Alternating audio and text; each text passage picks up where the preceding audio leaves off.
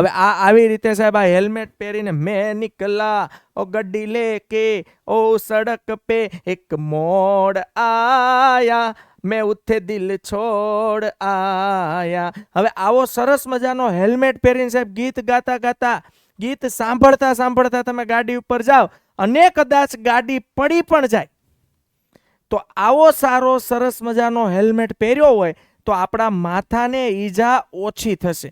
એટલે સરકાર એમ કહે છે કે હંમેશા ISI માર્કાવાળું હેલ્મેટ વાપરવાનો જ આગ્રહ રાખો.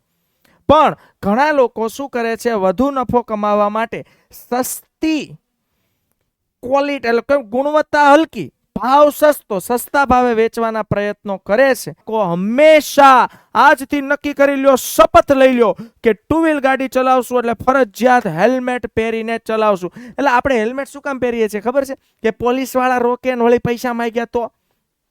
હેલ્મેટ આપણે પોલીસના પ્રોટેક્શનથી બચવા નથી પહેરવાનું.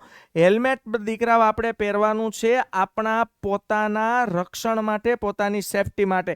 આજથી મારા વહાલા બાળકો, બધા બાળકો એવો શપથ લેશે કે ટુ વ્હીલ ગાડી પર જશું એટલે હેલ્મેટ અવશ્ય પહેરશું, પોતાની પણ સુરક્ષા અને બીજાની પણ સુરક્ષા.